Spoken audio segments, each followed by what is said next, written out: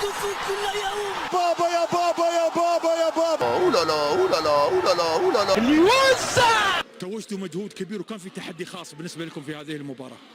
بسم الله الرحمن الرحيم. والله الحمد لله طبعا يعني مكسب مهم طبعا. انت قبل نهائي بطوله جديده سوبر عايزين نحققها بعد ما حققنا مركز ثالث في كاس العالم، فجايين مركزين ان احنا نحقق البطوله، فدي كانت حاجه كبيره.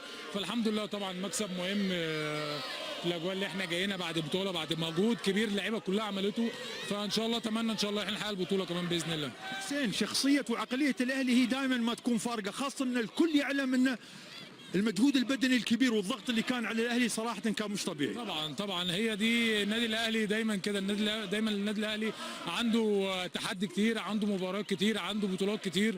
دايما احنا داخلين اي حد بيجي النادي الاهلي بنعرفه اللي انت جاي، اللي انت عندك بطولات كتير وتحدي كتير. فده الحمد لله ده اللي مطلوب مننا، وده دايما النادي الاهلي اللي بيلعب عليه، وجماهير النادي الاهلي كمان دايما عايزه كمان تحقيق البطولات. فدي حاجه كبيره. فاتمنى ان شاء الله باذن الله ان احنا نحقق البطوله ان شاء الله عشان نقدر نبسطهم ان شاء الله في الامارات.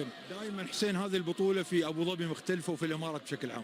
طبعا الامارات بلدنا الثانيه، بلدنا يعني اخواتنا كلهم هنا، مش بنيجي مش بنحس ان احنا غرب، فدي حاجه كبيره. فاتمنى ان شاء الله باذن الله ان دايما الامارات تستضيفنا كده، وان شاء الله دايما اخوات مع بعضينا دايما. حسين، طمنا على الشناوي. نحن كنا عارفين الشناوي طلع بسبب شد في العضله الخلفيه، بس طمنا عنه لانك انت كنت جنبه في دكه البدلاء. هو والله فعلا زي ما انت قلت، هو جاله بس شد في كوره كده فحس فيها، فبعدها في الكوره الثانيه اللي هو شاط فيها حس بقى اكتر، فما ما رضاش يدوس على نفسه اللي هو يقدر يكمل عليها، لا قدر الله تحصل مزق ولا حاجه، فهو خاف ياخد ريسك. فالحمد لله يعني اللي هو طلع، فدي احسن حاجه.